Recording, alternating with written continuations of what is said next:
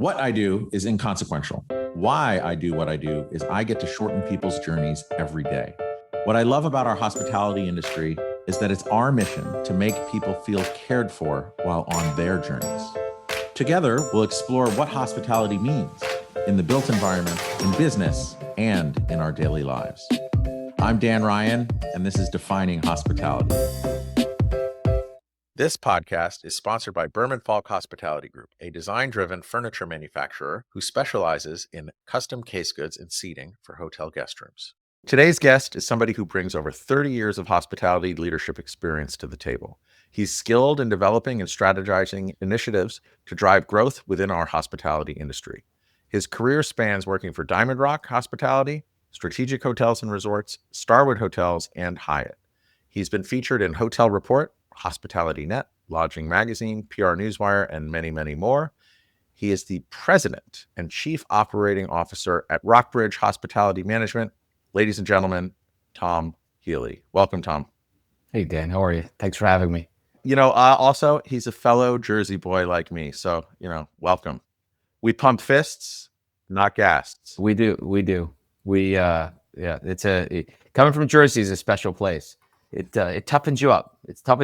Makes you, and it gives you perspective for sure. Yes. So, growing up in the shadow of a major city, it does definitely toughen us up. Before we get into everything, I just want everyone to know, aside from our Jersey background, that I've known about you and heard about you for the 2+ decades that I've been in the industry, mostly from your tenure at Strategic Hotels and Resorts. And I know you've worked with many people and you've impacted them positively that I know, and they've just learned so much from working with you. And I'm sure you've paid that forward in all of the different seats that you've sat in. One of the things I'd like to talk to you about within the vein of your career is from me knowing you at Strategic, there's all these super big format, luxury, incredible portfolio hotels. They're kind of the envy of any ownership group, I would say, right? They're these just really gold jewel kind of marquee properties. And then as you evolved, you went over to Rockbridge, which is heavily weighted in the independent space. And that's really where I got to sit down with you and get to know you, is through the Independent Lodging Congress. The first question I'm going to ask, and I ask everyone, but thinking about that more independent space, what does hospitality mean to you, Tom? Hospitality, boy, it's growing up in the restaurant business in New Jersey. When I think about hospitality, it's pretty simplistic. You don't have to make it more than it is. I always thought, someone greeted you came to your house and stayed at your house, or how your mom and dad treated them. They welcomed them to the door, they gave them a good meal, they gave them a clean bedroom, and then they had a great time, a good conversation, and then they moved on. I mean, hospitality is truthfully that simple. I think it's about servitude. It's about putting yourself second and putting others first. I think that's the biggest challenge.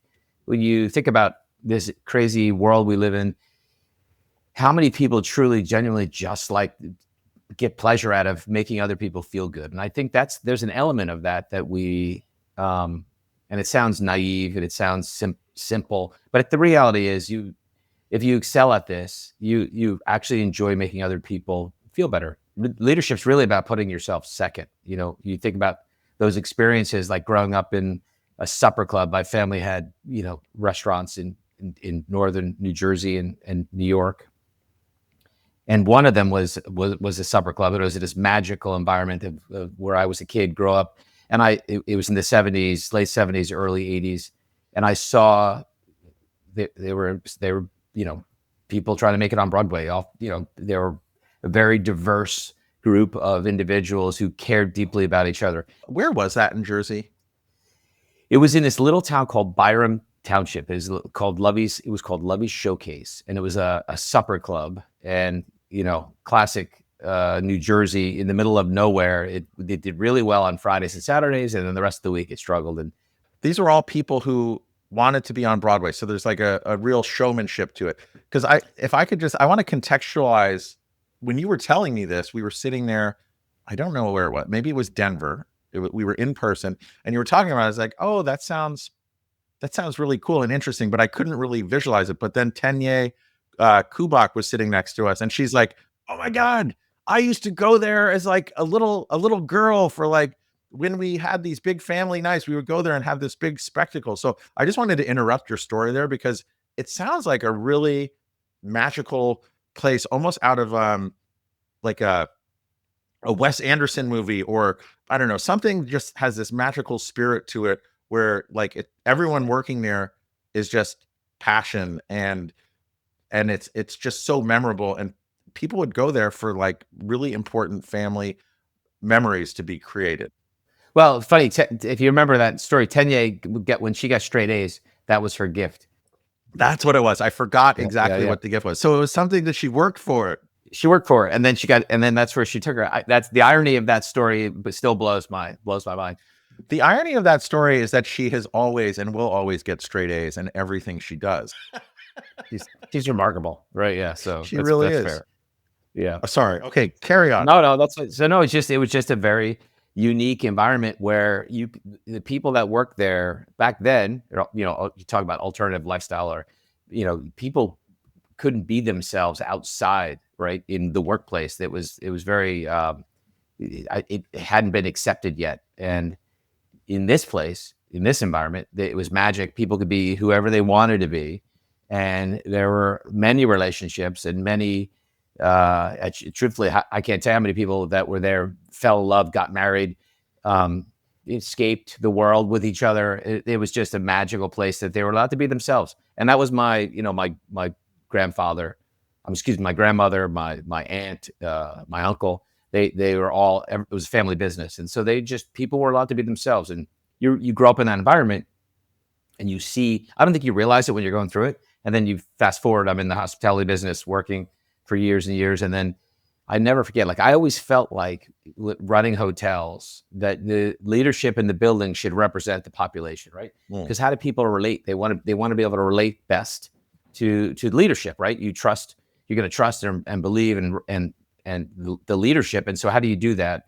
And so, people have a tendency to, they have a tendency if the population was Haitian, the housekeeping population was all Haitian, the management should be Haitian. We should help promote supervisors, make them the managers, and lead, because it's great for culture. It's great for trust. It's great for, just team dynamics. And so with that, it was always with that mindset that as I built teams, I was like, I want the most diverse teams. I want more women around me than men, because they're more intuitive, they're more thoughtful. And probably that's my growing up with my mother and my aunt and my grandmother. I was raised by 3 women. My mom's 2 sisters couldn't have children, so my mom shared us.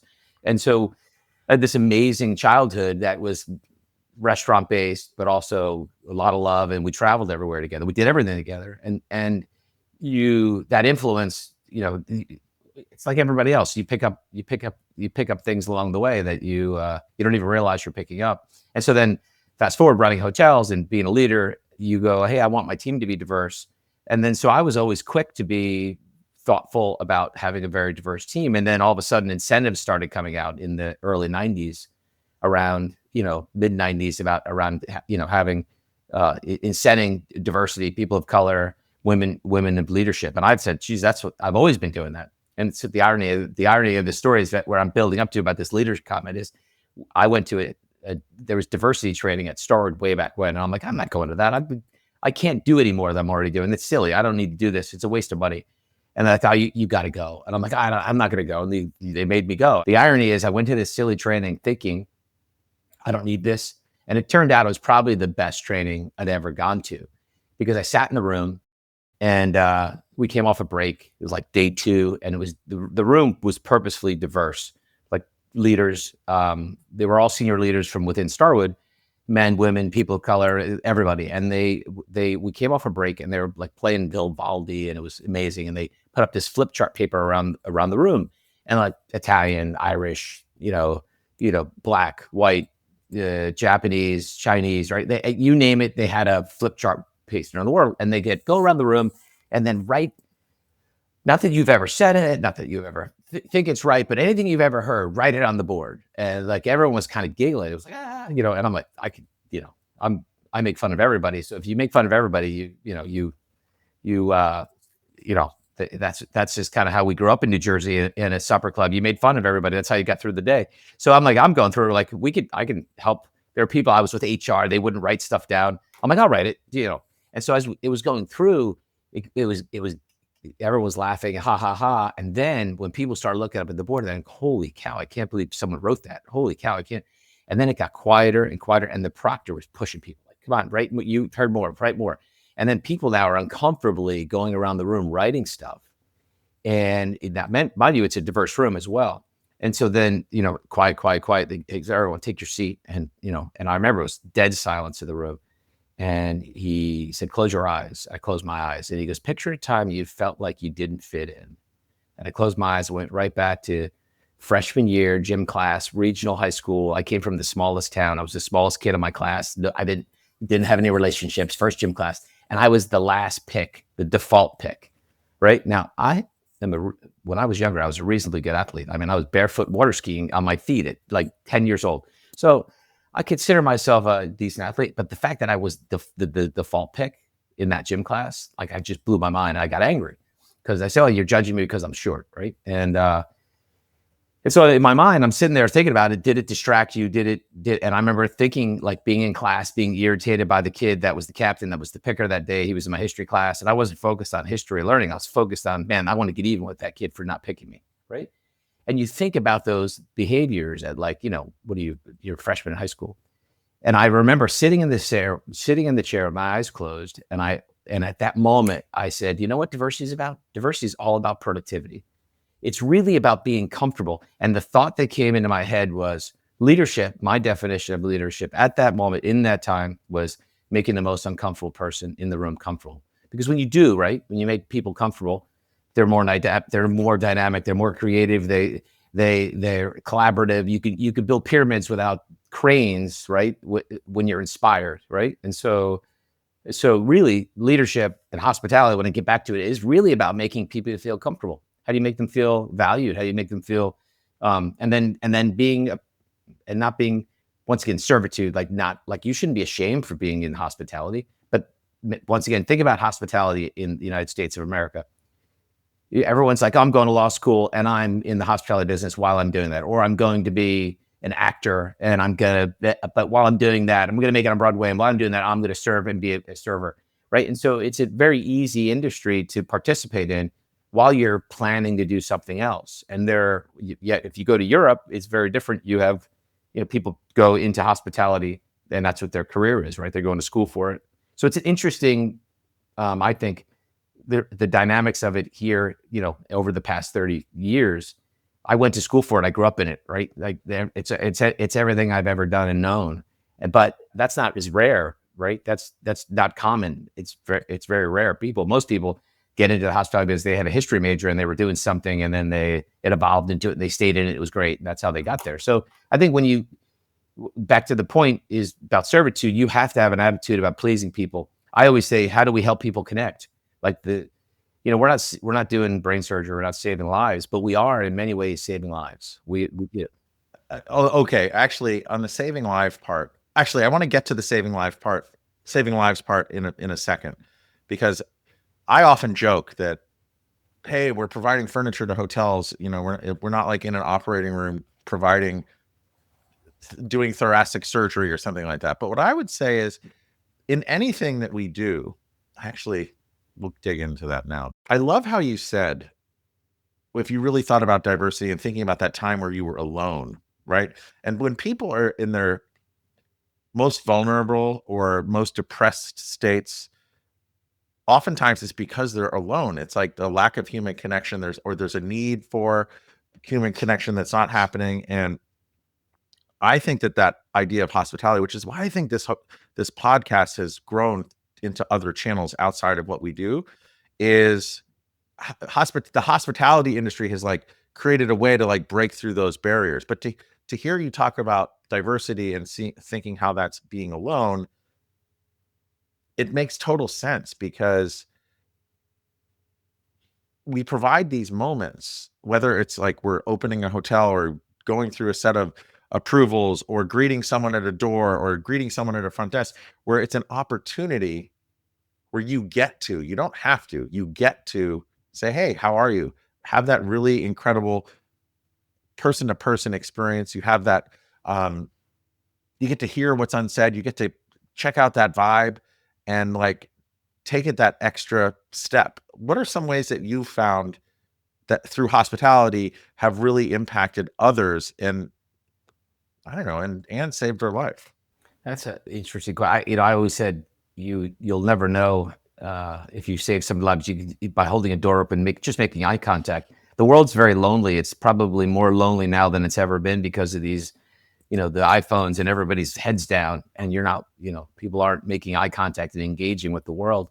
And I do think that there's a lot of data that talks about people in relationships, divorce, like a lot of it ties back to loneliness. The individual is lonely. They don't feel valued. They feel disconnected.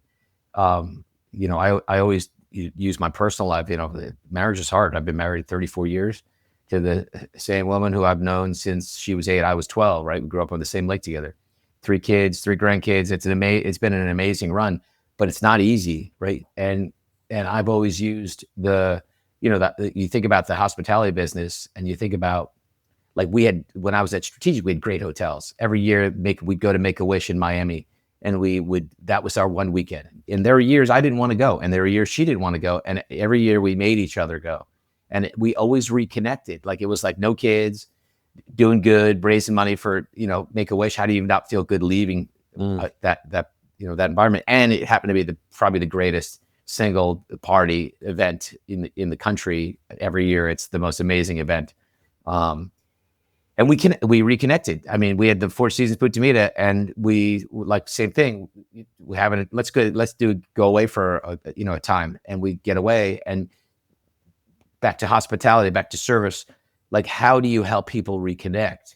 And I do believe, think about why people are going to the hotels. I mean, they're either going on business, they're going to learn, they're going to see family, they're going for a funeral, a repast. They have no family, they're alone. How many people this sounds terrible, but how many people go to hotels to commit suicide? Because why? So how do we, in the hospitality space, right, recognize and look and identify behaviors, nonverbal cues, looking at people's, and just being kind? And that simple recognition, kindness, you think about it. I mean, this is what drives me crazy. And I used to, and I still gets me crazy. It's like you go to Home Depot, you go to Lowe's, you go to anywhere, go to CVS. There is no service anywhere anymore, right?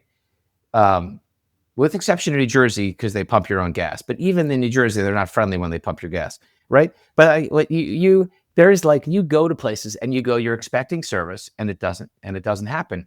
And then I come to like our hotels, and I see we're falling over each other to take care of guests. And yet we're not getting paid for it. Like, I'm a capitalist. Like, we should create an amazing environment. We should have amazing furniture. It should feel good. It make you connect. Like, you don't even have to realize why you're connecting, right? But it's the environment, it's the music, it's the sound, it's the smell, it's the sofa, it's the FF&E. It feels good. It just makes me want to fall in love. And then you're doing all that, right? And yet we're not getting paid. And that gets me insulted, because same thing, like, you should be, and I say to the leadership teams, you should be insulted you're not getting paid for that. Like, we're providing and going out of our way to care. You don't get that anywhere anymore. And yet you shouldn't accept someone not wanting to pay for that, because I would pay, right?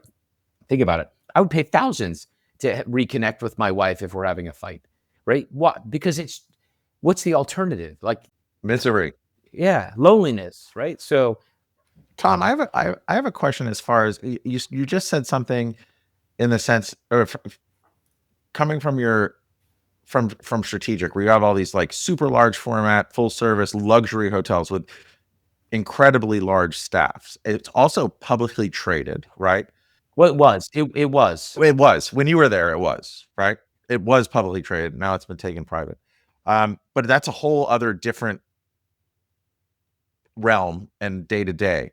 As you look at your journey, and also taking everything that you said, from making a difference, diversity, connecting, punching through loneliness, to get to that personal connection, what is the stark contrast that you see between a strategic hotels, which is awesome, and staying at those properties, I've stayed at many of them and had incredible experiences, to where most of your properties now, I believe, are independent hotels. I mean, you still do have branded ones. They make up a nice chunk of the pie. But what's the draw financially, where you're doing private fundraising with Rockbridge, and you've even created a management company called Make Ready that caters to those independent hotels?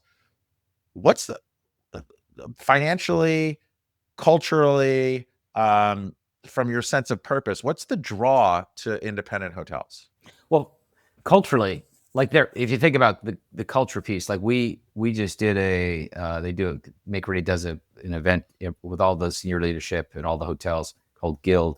And it's heavily focused on culture and learning and the cultural piece, and the flexibility. Like if you have an independent hotel, there are no rules or no restrictions. You can do whatever you like, right? When you think about it, when you work with a brand hotel, doesn't matter what it is, a Marriott, a Four Seasons, Ritz, Hilton, Hyatt, they have their brand standards. They have all their rules. They have all their requirements. Some brands have more than others, but there's a lot of requirements because it's the brand, and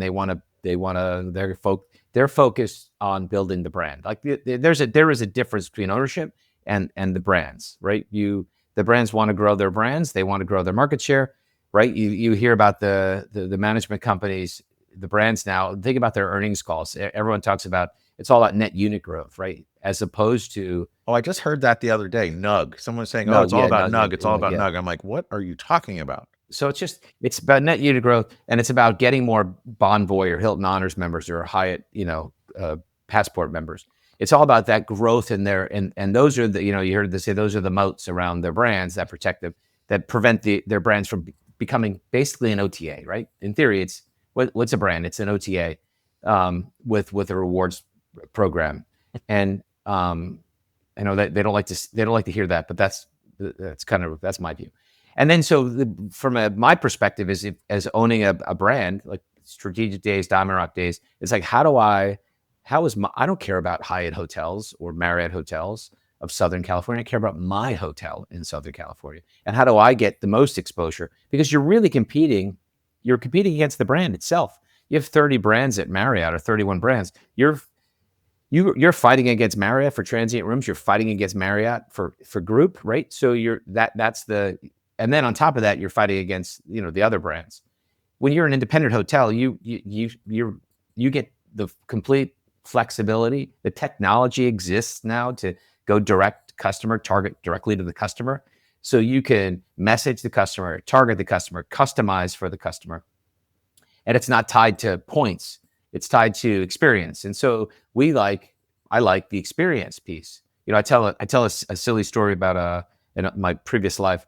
We had this junky little hotel in Key West, and there was a few of us, but Debbie, who does like commercial strategy, is from the Keys, and we were like, hey, we have this hotel. We have no restrictions. Like, we can do whatever we want. Let's have fun with it, right? And so they said, well, so we started playing around with the name, and shockingly, Havana, this little hotel called, it was the Inn at Key West, Havana Cabana, the name was open. The website was available. I'm like, holy cow, how is that even possible? It's a fun, gimmicky name. And so we said, let's have fun with it. No one's restricting us from doing anything. So we had us a great pool, right? And it was an inn. And we, cleaned up the rooms, made it fun, designed it with, everything was we paid homage to Cuba, and everything's Cuban. Like all of the art in the building was women, Cuban, smoking cigars. We had graffiti work done in the lobby where it's a young woman going up with her boyfriend, and then coming down. So wait, you said earlier you're a capitalist. You're talking about diversity, and now you're talking about Cuba. You are like a puzzle, my friend. Very complex, like a Shrek. A lot of layers, a lot of onion, like an onion. Yeah. So we're having fun. We're like, hey, we can do whatever we want. The soap and conditioners are in Spanish, right? And Marcos, who God love him, is from Argentina. He was like, hey, let's have fun. Let's put funny things on the bottle that nobody realizes. And we're playing Cuban music. The smell's great. The pool experience we said we're gonna have the best Cuban sandwich. We brought in a trailer and we put a palapa, the big the Seminole Indian tent, palapa, tent up, and it was fun. And what we did was we took some B-roll footage of cars driving around Havana, and we put that up in the lobby. And so when you came in, you saw it was the driver's view driving around Havana from a '57 Chevy, and then we had two '57 Chevys made and put them out front. So that's a long story to tell you. Here's what happened. So we said, hey, go, if you post on Instagram, right, we'll give you a pair of Havana Cabana sunglasses. And so people were posting. And we're like, hey, this is kind of fun. Now, this is pre-COVID. And then all of a sudden, people were putting their stuff on the web. And we're like, and as an independent hotel, we're monitoring it. It was like, hey, what a great picture. Like, that's really amazing content. Like, beautiful people sitting on the car, right? And could we use it? And they said, you sure. And so we took it. We started taking user-generated content, dropping it on the website, and then tagging it, right? Giving them credit. And then what would you do? Remember the Fabergé commercial when we were kids? You tell two friends and so on and so on. Well, guess what happens? People, their pictures on the website, they tell their mom, their uncles, their friends, and people go on the website and they save the website. And then they save the website because, I want to go, here's my daughter, look at her. And mom's sharing it with all her friends, right? Well, all of a sudden in 2020, which is shocking, Havana, this little hotel, Havana Cabana, was the #1 saved website in the world. Think about that. What? In the world. Yeah, it's crazy. And then we were walking through, and walking around the pool, and nobody's speaking English. Everybody's speaking Spanish. And it was accidental. We were having fun. We were paying homage to the Keys. And all of a sudden, this out of nowhere, we like, holy cow, look what we did. And it was we were just having fun and being thoughtful and trying to be authentic and like make it an authentic experience, right? And at the end of the day, it resonated so strongly with people because it was authentic, and that's what people want. And that's what you can do at an independent hotel. And that's what we try to do every day when we look at our independent hotels. How do we make it feel locally authentic and then give it a soul with the people inside the building, right? Providing great service. And so you have a lot more flexibility there, I guess. Okay, so I want to pull on that thread a little bit because I one is people, two is, let's just go with an investment and the investment side of things. So you worked at Strategic when it was publicly traded, correct? Yes. Okay, so now you and Mr. Merkel are at Rockbridge, and obviously you're raising money to acquire hotels, reposition hotels. There are these financial assets that you're purchasing, right? There's a fundraising component to it. If I were an investor, institutional or high net worth individual, and I invest in commercial real estate from multifamily to industrial to whatever, how do you sell them on, hey, hotel or hospitality is a great place to invest in your portfolio, number one. And number two, we think independent hotels are the better place to allocate your capital within the hospitality space. How do you have those conversations with people? Because, sometimes people don't consider investing in hospitality. What's the pitch for a family office or someone institutional about why they should write a check and partner with you at Rockbridge? Well, I don't have those conversations, right? So I'm the ops person, and so we have a whole team that does that. Jim's obviously is the rainmaker. He's the thought leader. He's creative. He's dynamic. He's a unique individual, and he's got the biggest heart of anybody I ever met, which is why I came here, right? We all get to choose. Every day, and I want to. My last job, I'm going to align with somebody that has the same values and thinks the same way I do, and he cares. And so when you think about that, it's not a hard story to tell. Like, why would an investor, one, it's inflation proof, right? We're for sale every day. It's a daily lease, right? So and just so everyone understands, so basically, like, you get to adjust your rates every day. You're not locked into a 1 year, 5 year, 15 year, 20 year lease. It's a hedge. So it has been a hedge against inflation. So that's one. Two, it's real estate. It's location. It's still about location, right? Location, as they say. I think if you buy great, you buy great real estate, and I've said this for years, where there's demand, you don't need a brand. So if you buy the right location, you have the right demand generators in that market. You don't need a brand. Why would you pay a brand 10 or 12 or 15% of your revenues, right? If there's demand in the marketplace, right? So where there's demand, you don't need a brand. If you have great locations, great real estate, it'll perform. You have all the tools available to you to target the customer, to do everything that the brands can do. You can do yourself directly, right? And so that's advantage, and you're doing it for less. And then the flexibility. You can do whatever you want. You can invest whatever you want. You're not asking permission to, hey, we can't put that chair in that room. Hey, I want to put a dentist chair in every room. Oh, you can't do that. Marriott, so you can't put a dentist chair in every room. Well, why can't I put a dentist chair in every room? And that's not against brand standard. You can't do that. Well, that's what we want to do. That's our theme. I mean, it's a silly example, right? But the point is, you have the flexibility on the investment. You have the flexibility on the FF&E, the OS&E. You have the flexibility on the exit, right? Your cap rate is going to be lower than it would be encumbered with a brand, right? So the value of that real estate is going to be higher because it's unencumbered, because it's flexible. There's flexibility to it. And truthfully, long ago, the banks required, right? They wanted a brand because it would be a hedge. It would be secure. It would secure the real estate. But right now, with all the tools available, now the banks aren't requiring it to be encumbered with a brand. Okay, so that's interesting, because I remember at one of the ILC events I went to, they had a couple bankers in. I think one was from Bank of America, one was maybe from BMO. I don't know. They were basically like hotel lenders, and they were saying, we're at this point now where a flag is not necessary, right? And that was like, the crowd was like, they gasped. They're like, what? How's that possible? Because they do see it as a way to minimize or de-risk, right? If there is a brand associated.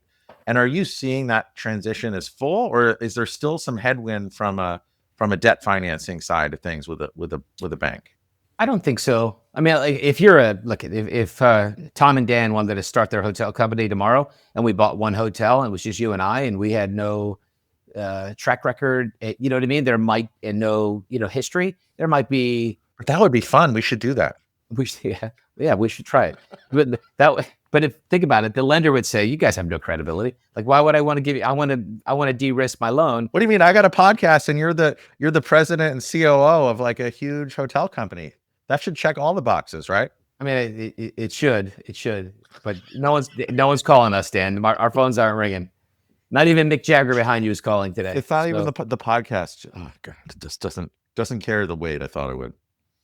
But you're finding that the banks have fully made the transition to just say, okay, a flag not necessary.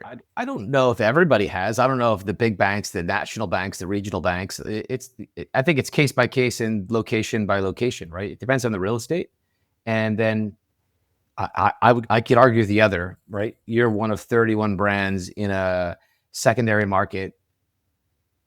And you're one of 31 Marriott brands in a secondary market, and it's a softer market, and you're competing against everybody, and you're one of the best locations in the market. I do think that in that environment, that brand is going to hurt your rate. You're going to get diluted because of programs that they have. They have their GPP programs and their global accounts, and they're negotiating at a macro level, and you basically either sign on or don't sign on for that program. And in many cases, you have to, right? And so you sign on for these programs, and then you lose your pricing control. Now they'll say that's not true, but it is, in fact, true. It's true. Like, it does happen. So there might be a cap to the top of the rate, and there might be no bottom on the rate. And so depending on how the market's doing, so if it's a softer market, you could really, dynamic pricing is unique in that it really works well on a market that's going up. Like I started dynamic pricing years ago, rate efficiencies with Four Seasons, because I'm like, hey, you're sitting in a room, and they're like, hey, we're 200% of the market. Like, look at us, look how great we are. And I'm like, well, but how do we know you shouldn't be 250% of the market? Like what, right? People, you're validating people. People are coming here because I remember the old days, like Goldman Sachs had a $300 rate in DC, a $500 rate in New York, a $190 rate in like Austin, and $200 rate in Palo Alto. I'm like, well, this is crazy. Like, you're diluting your brand. Like Goldman Sachs doesn't care. Like Goldman Sachs is showing up to your hotel. They want to they want to be able to tell all the guys they're closing deals with that I'm staying at the Four Seasons, and then you have a $300 rate gap difference between New York to Palo Alto, and you go, and I would say to myself, as a Four Seasons customer, I expect the same service delivery, right? It doesn't matter what Four Seasons I'm in. I expect the same service delivery from the front door all the way to my bedroom, and so you're hurting your brand when you have that wide of a deviation on your corporate global rates. Like, you got to stop that. And it was like this moment where they were like, oh, that's interesting, but you don't, if you look at it in a vacuum for each property, for each market. But at the end of the day, a Four Seasons is going to be a 6 or 7 cap in every market that they're in, right? And so if that real estate's that value, then shouldn't they be paying the same similar rate in some band that's acceptable? There should be guardrails on it, right? And so and by the way, that's not a negative on Four Seasons. They're the best. I think they're one of the best brands on the planet. I think there's something we can all aspire to. And yeah, no, they're amazing. They're amazing. Their people are amazing. Their culture is amazing. They have a retail customer. Hey, everybody. We've been doing this podcast for over 3 years now. And one of the themes that consistently comes up is sustainability. And I'm just really proud to announce that our sponsor, Berman Falk Hospitality Group, is the first within our hospitality industry to switch to sustainable and recyclable packaging, eliminating the use of styrofoam. Please check out their impact page in the show notes for more info. Okay, so on the financial side, I get it. And I also understand that Jim and all of your investor relations teams are like handling most of that. But you said that you're kind of like the conductor of the symphony of people. I just put all that together there. But someone who might want to invest in a hotel would say, if they're allocating capital to a certain pie of multifamily, industrial, hospitality, office, they may look at hospitality and say, God, it's just like so many people to like hire, retain, train. And I guess that's where to quote Liam Neeson, your special set of skills comes in, right? I've never been compared to Liam Neeson. Didn't you ever see the movie Taken? It's one of my favorites. I did. It was terrifying. I made my daughter watch. Yeah. I have a special set of skills, but instead of killing people, you are getting everyone to kind of work in unity. You're building culture. You're creating retention. You're creating these special moments for people at scale, right? If I talk to someone before COVID, like a general manager, I would say, what keeps you up at night? It's not like, are the rooms nice or the guest reports good? It was like, are their housekeepers going to come up? Are they going to come to work? So let's go to that Key West property. Key West is super small. It's like at the end of the road, literally. It's 90 miles from Cuba. How do you recruit and retain people in these like hard to get to locations? I know you said it's location. But is there a thread through all of your properties about like what kind of people you attract? That's an interesting question. Like as the real estate owner, right? We're not necessarily attracting and hiring people, right? We ask questions about it. Obviously it's critical to the performance of the hotel. But the management company is really doing that, and then it really is about creating a culture. Think about what you think about management companies, right? So you got the brand that manages it, and you have all the other management companies that are out there called whatever third party. There's owner operators, and there's just pure third party operators. Like what is it that they, when you think about the human capital side, what is it that they do? Right? What is it that why would someone want to work for them? I mean, there's really 3 things that a management company needs to provide from my perspective as an owner. 1, a culture, an environment that people want to work for. People want to feel proud about who they work for, right? Like one of the core elements of being a human, right? Why do we go to church and root for sports teams and go to concerts and get inspired by music? It's like we want to belong and participate in something that's bigger than us. And I think a culture is, and which is what I think we've done at Make Ready, creating that culture, environment where people feel valued and belong. That's what Four Seasons does. That's what, the luxury brands do really well. I think you have to, you create that environment. So we want an environment that people want to work for and be proud. 2, you want controls, right? You need controls, right? You got cash coming in, cash going out. You got, pricing and all the things that go on in a hotel on a daily basis, right? You got just inventory and how do you control it and make sure protect it and right and minimize your risk. And then lastly is technology. Like what kind of technology platform did they bring to the table? Is it from a revenue standpoint, from a control standpoint, from a connectivity standpoint, like from a labor control standpoint, from a food procurement standpoint, what type of technology are they using?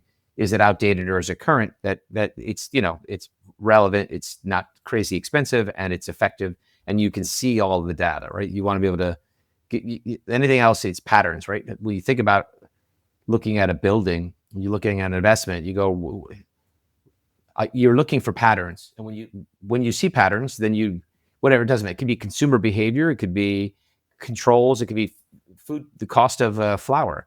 Right, all of these are patterns, and when you see a pattern, right, that's when you go, oh, opportunity. And so identifying patterns is where the opportunity exists, and that's our job. And so technology, right, helps leverage or be able to see clearly patterns, and then patterns helps you make better decisions, and then helps find opportunity, and that's where the value add comes from. So, okay, so then for you in the ownership seat, if Make Ready is managing your hotels, okay, you guys have you've built, you attract and retain for culture, and you champion culture. You have, obviously you're managing it, so you have your controls that you want to see and you can see your patterns. And then you have your technology suite that's either inherited with the hotels and you modify to work for you, or you implement your own technology suite. When you're looking at a new property that might not be managed by someone like Make Ready, how do you validate or vet for culture? Oh, it's hard to do, right? But it's arguably the most important thing, right? Yeah. No, I think. Look, at the end of the day, the GM in that building is always going to be critical, right? Like, what's the priority of that GM? How can you influence that as the owner? At the end of the day, I always I joke like, hey, we're 3M. What's RBHM do? We're like 3M. We don't make the things you use, we make them better. And so how do we influence better? How do we help redirect and focus? You might have a very good guy who's been running a hotel, and it's a great location, good bones, right? Maybe hasn't had all the capital it needs because the prior owner is looking to exit, and so it's heavily focused on reducing costs as they're trying to exit, right, the building. You think about an owner that's selling it's going to really be prudent, wants to maximize its NOI so that it's selling at the top of its performance, right? And so you have a GM that's in that building. He's getting a lot of pressure from ownership to be frugal, be prudent, don't waste money, don't reinvest because we're going to sell this asset. That you come in and you buy that asset, then you have to be thoughtful about it. Like, hey, why wasn't this done, or why wasn't that done, or a lot of questions, right? It's like Six Sigma, ask why 7 times. Like, hey, what happened here? Why didn't this happen? Hey, why do we have what's your turnover? Like, what are your, what's your employee satisfaction scores? You're starting to pay attention to those things. And then what you'll see is it may not be the leader. It may be the fact that he was just getting squeezed by the prior owner on the way out. And he didn't believe that, or she didn't believe that. But they had no choice. That was the job, the task at hand. And so you can't, you have to judge all that stuff in a vat. You can't put it, you got to judge that, case by case, location by location. And it's all measurable. You can see it when you walk in the building. When the culture is good, when you walk in a building, we all see it. It's not rocket science, right? Do people look at you? Do they make eye contact? Do housekeepers make eye contact when you're walking down the hallway? Like those little behaviors matter to people, right? A smile and eye contact. You may not have to. You think about it.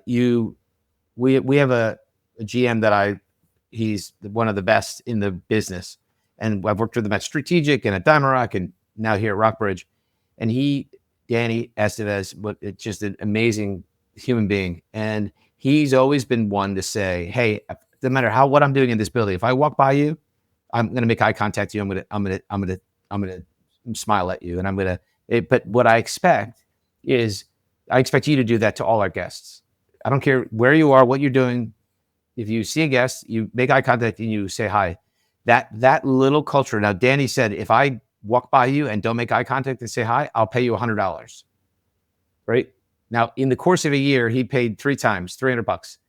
Like and they call him on it. Like hey, you walked by me, didn't say hi, and he was like, oh, I might have been doing a sales tour and I didn't see you, but he pays on it, and everybody knows it, right? Oh wow, Danny, I'm coming at you. Where is he now? He's at the Adolphus. Okay, that's in Texas, right? Yeah, it's in Dallas. Yeah, but you create it. And that's just one of the little tricks, right? It's not a trick. It's one of the things he does to recognize people. But if I'm going to recognize you, right, then I expect you, and it's just about accountability. Think about it, right? It's kind of cool. To me, that means that if he's always looking and ready to be receiving, even if he's on a sales meeting or if he's walking around and giving someone else's attention, he's also paying attention to everyone coming out and creating an opportunity for that human connection, right? So he's focused, but also open to everything else. And making that room and being able to have that impact on others is so much about what hospitality is. And then using him as an example, and that I love that story.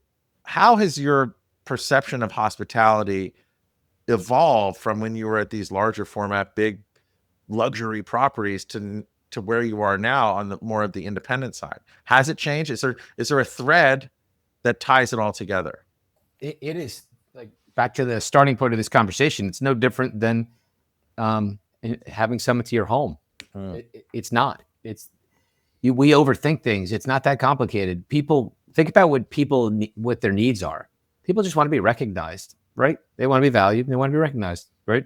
And that's what Danny's doing, even when he's walking with other people. Yeah, and you create a culture that I'm gonna do it for you, and I expect you to do it for everybody else. It's pay it forward, really. It's the best one of the best movies of all time. It's like, hey, pay it forward.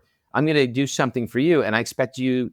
I'm gonna act with kindness, and I want you to act with kindness. And if you don't do that, then you're gonna stand out, because most people want to provide service. They want to take care of the customer. They want to be appreciated. There's no difference it doesn't matter if it's a restaurant, a hotel, a banquet facility, anything, any business inside a hotel. It's all the same. It's about recognition and genuinely appreciating the fact that people are there. And if you can't fake it, right? I'm sorry.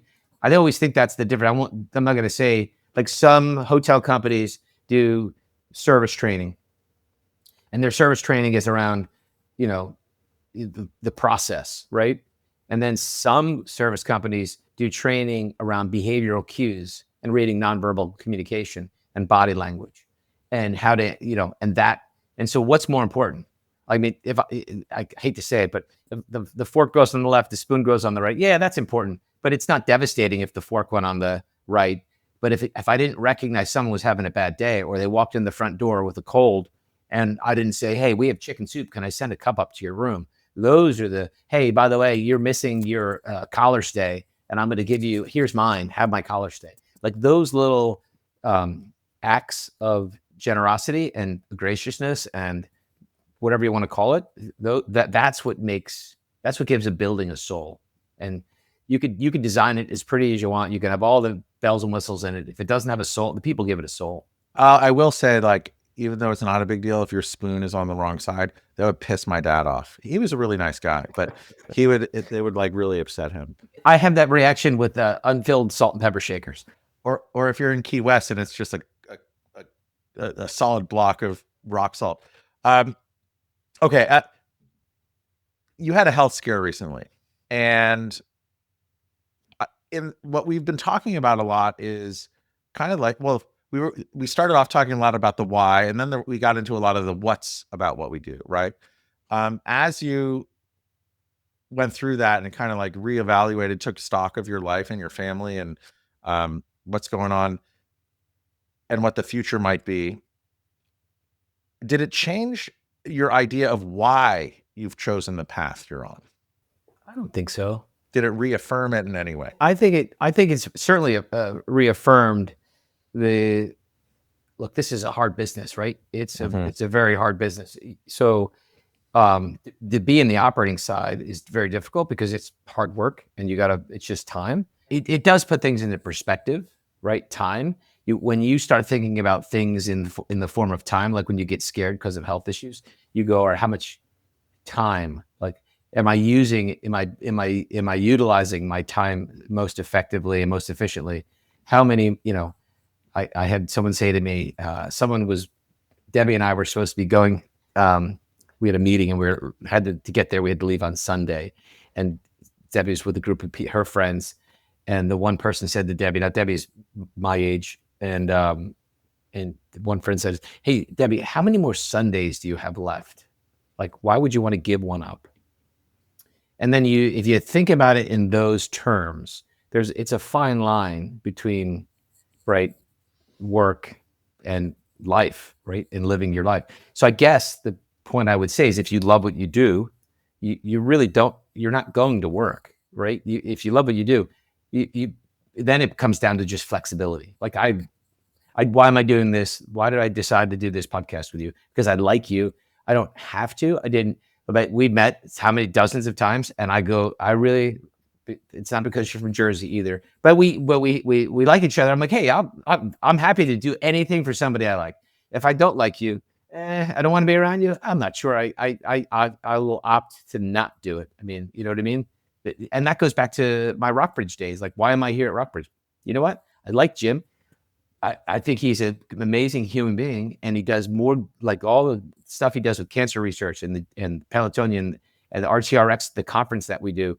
That stuff is really what matters. And you can do good and still do good business, right? And that's that philosophy that Rockbridge has, is something that's, you know what? I want to be around people that have the same core values. Now, listen, is every day easy? Hell no. Can it be hard? It's still business. You still gotta worry, and you still gotta create a sense of urgency and hold people accountable. But you should enjoy it more than not, right? So I love that idea of how many Sundays do you have left. I don't know when it was, 10, 11, 12 years ago, we bought this little cottage out in Fire Island. And I remember we started spending so much time out there over the summer. And then I remember saying to my wife, I was like, we have 417 summer weekends left here. And she's like, what are you talking about? I was just like, I took my average lifespan. I said, we can only use this in the summer. It's how many of these weekends, and it was a real clarifying realization, I think, where we only have so much time. If you have a health scare, if you have some health issues, it's accelerating that time that we have. But just to think about things in a finite amount, it's a really cool constraint that's a really good tool to help reevaluate what we're going to do and why we're going to do it and where we're going to spend our time. Any other thoughts on that? I think you hit the nail on the head. Fire Island might be one of the most beautiful places on the planet that most people don't know exists. It's remarkable. It's remarkable. You go from Jersey to there. That's a commitment. Well, no, we were living in New York City at the time. Oh, okay. But actually, so this is actually funny. My sister-in-law, she's an OBGYN in New York City. She's from Westfield, New Jersey. And we all talk about like what we do, I furnish hotels. My wife's a stylist. My brother-in-law is a CFO. We all are doing all these things. But when Dr. Samantha has something going on, she's like, I'm saving lives. She actually can say she's saving lives. really physically. I can't wait till this airs because I'm gonna send it to her. But we save lives every day, and every day, thank every you. day. Tell her that she's not the only one. Talk to Samantha. Listen, listen, Samantha, when Dan picks out this magical sofa, and that person is depressed and thinking about ending it all, and they go into that room, they see that sofa, and they go, oh my God, they lay on it, and they have a great night's sleep, and they fall in love with all their prior memories, and they're laying there playing some wonderful music, and they go, I got to buy this sofa. I was going to end it today, but you know what? I'm going to call Dan and get a new sofa, and Dan just saved my life. Unfortunately, they'll have to buy like 200 of them, but that's okay. But Samantha, actually, the reason why I brought her up is she grew up in Westfield, and her dad bought a place out in Fire Island in the 70s, maybe, and they would go out every single weekend, and that really was a haul. But again, he's still out there. She's out there around the corner. We're out there. And again, it's like, it's these really special times that we just have to remember and stay attuned to. Going back to the work side. So you're looking forward. You've been here for how many years have you been in Rockbridge now? Going on 3. 3. So what's exciting you most as you look about what's out in the forward as far as like, especially from the perspective of hospitality investment? Because to me, it seems like it's like a slow time right now. We wanted to wait for interest rates. We wanted to wait for an election. Now we're waiting for tariffs. Now, like, people are hard to come by. Like, we have all these headwinds, but what do you see as the greatest opportunity in hospitality investment and operations moving forward? I think consolidation will be one. I do think experiential travel continues to be like important, and that doesn't have to be like, you know, I'm going to go up to Alaska and salmon fish. It could be just, there could be an author that you are fond of that's doing a book signing, and on a weekend that you're going there. It could be, I think it's anything that allows people to learn and grow. I think people want to learn and grow. That would be the first thing I would say. And I think my personal view, the next big thing is going to be food, is going to be food quality. I think that, and not this bag stuff, you go to Whole Foods and because you're pulling off the shelf of Whole Foods, you think it's healthy. I'm talking like really being thoughtful about food processing and food safety. Like no soy in the food. No soy in the food, whole clean ingredients, and you can have a measles vaccine if you want it. I'm just joking. Please get the measles vaccine, everyone. Yeah, you have to get the measles vaccine. But I think that there is something to it's well documented. I go to Europe and I eat pasta and I don't feel bloated and terrible, and I eat it here and I feel bloated and terrible. And so why? Well, that's because, I don't know. I would say that I do think that the RFK, the nerve of RFK and what he is doing, there's a trigger there, and a lot of people are really thoughtful and care about, like, think about it. How much money do we waste on stuff? Like, I'm going to get a new belt. I'm going to get a new pair of shoes. And yet we don't pay attention to the food we're putting in our bodies. Like, I think people are now becoming like, hey, I don't want cancer. I want to live a healthy life.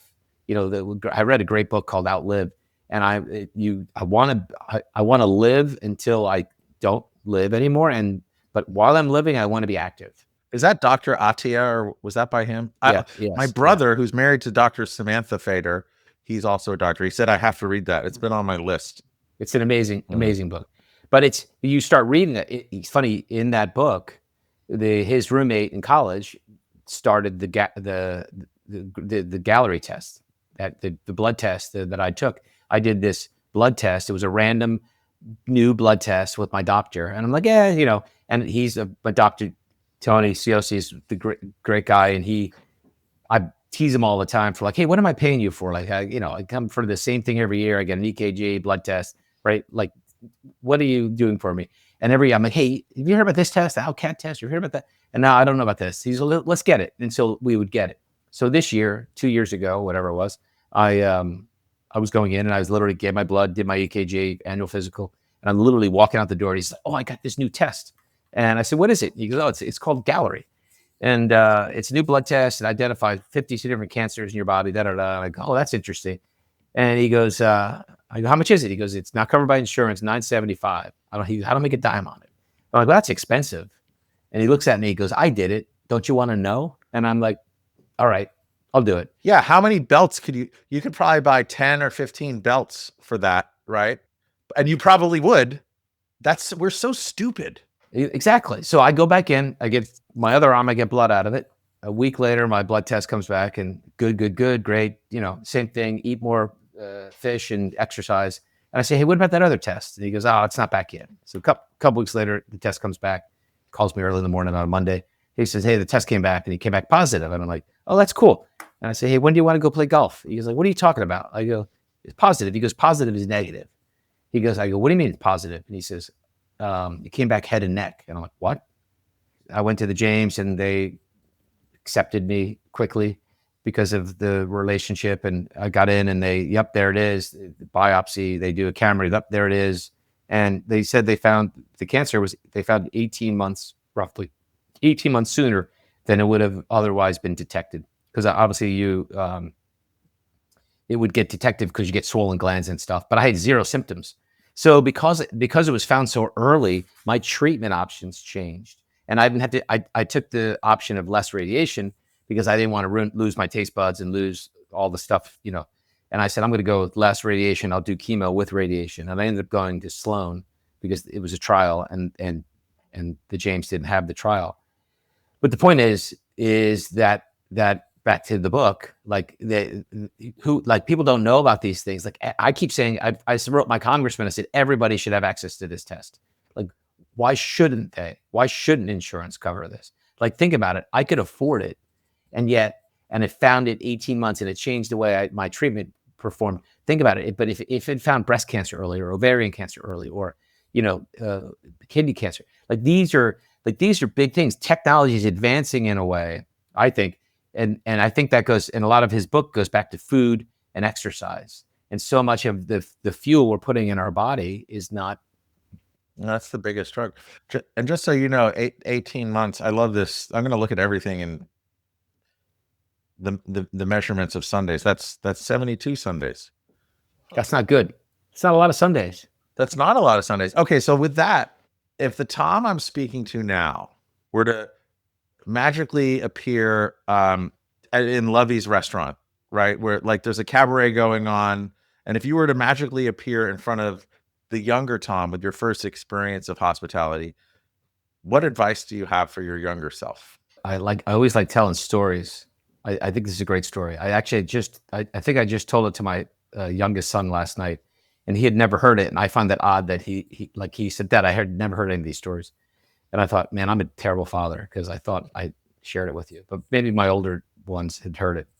So I was long ago, I worked for Hyatt and I did sales and I had this group called the Flax Trust. And it was Father Miles Cavanaugh and Sister Mary Turley. They're the most wonderful people on the planet. And so they did a fundraiser in LA, New York, and DC. And what they did was in the 80s, right? With all the stuff going on in Ireland, they bought a flax mill and they converted it to a vocational school. And the premise was, we'll teach half Protestants, half Catholics. They'll go into business together and we'll slowly, little at a time, stop this hate. And so they came over and they did fundraising to raise money. They obviously were very well connected in the Irish community, and I could go on and tell amazing stories about it there. So, but this one particular story, Sister Mary was about, she couldn't have been 4'11", nun, and my aunt, my mother's sister, was a nun for a while, and so maybe that was the connection we had. Like when we talked, she was my godmother, and she was a nun, so we talked. That was the connection, and she adored her, and she was lovely to me. And they were going in the lobby at the Hyatt to have a glass of wine, and they invited me to join them. So I went, and they said, "Oh, a friend of ours is coming." And Father Miles says to me, Tom, a friend of mine is going to come. He's going to come and he's going to visit. Would you mind sitting with us?" I said, "No problem, Father Miles. Who is it?" And he said, "Well, it's Art Rooney." Now, Art Rooney, the owner of the Pittsburgh Steelers, now not the son, the father. And I said, like, that was like, but you might as well have said Jesus was arriving to this glass of wine, because it was, I mean, the Pittsburgh Steelers, like Art Rooney, like, oh my God.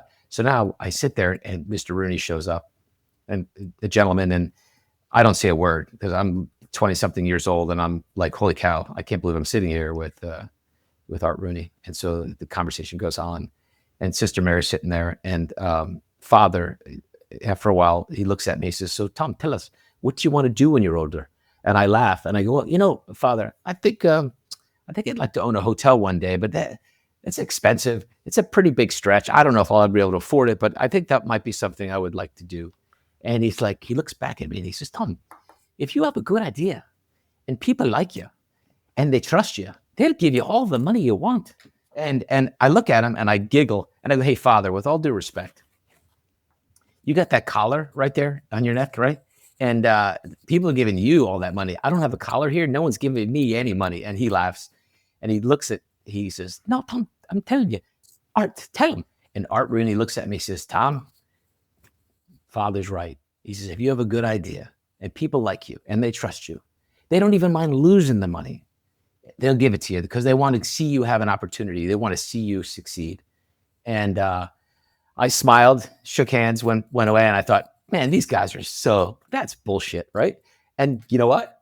Years later now, there's no truest statement ever said, right? It's true. If you have a good idea and people like you and they trust you, and you can articulate what that idea is, I think people will invest, and the money's there. And I've seen it over and over again, but it's taking, I wish today's Tom would have told yesterday's Tom that advice, and Tom believed it. He didn't believe it at 20 something years old. I've really been pulling on for the past like 3 weeks, and I have a whole presentation that we're going to have to do at a different time, but I want to walk you through it because I'd love to brainstorm with you. Just doing more work with people you know, like, and trust, and how that pays so many dividends just from making things more enjoyable day to day. But also, like, there's a measurable ROI in everything, not just having people invest alongside of you, but if you're always working sometimes you don't have the benefit of choosing who we work with. Like, we can influence it, but like, I'm not in the position to say, no, I'm not working with that person. But like, I do think that we can turn up the volume on the know, like, and trust category of the people in our day-to-day lives. And no matter how many Sundays we have left, like, I think that's a great metric or a great filter or a great magnet, is how many more people can we work with in our day-to-day that we know, like, and trust. In our family, we know them, we trust them. Sometimes we might not like them, but like in work, I do think we have an ability to choose and turn up the volume on that. So I think that's a great spot to end. And I do want to continue that conversation with you after this, but this has been wonderful. If people wanted to learn more about you, Tom, or connect with you or Rockbridge or Make Ready, what's the best way for them to do that? LinkedIn, or they can go to the company website, or Perfect. that's probably the two best ways. Yeah. Awesome. I know that we've been trying to do this for a long time. I know again, the health scare, and like, I just appreciate your time so much that we're here and that you were able to share this and put yourself out there. It meant the world to me. I know that you were saying that you want to do this to help me, but yeah, I've enjoyed it. I've been looking forward to this conversation for so long. So I just want to give you a heartfelt thank you, and I appreciate you so much. Back at you, Dan. Yeah, really. Thanks for the time, and hopefully, I love the work that you're doing. I'd like to hear more about it. I do.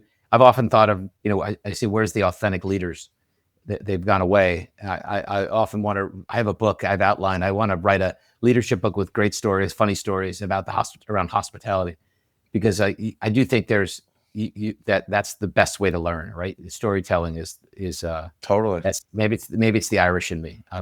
So it's that's the Irish and the Jersey in both of us. Yeah. But seriously, I thank you so much.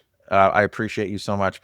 I thank all of our listeners. If this changed the way you think about hospitality, please pass it along. And we look forward to catching you next time.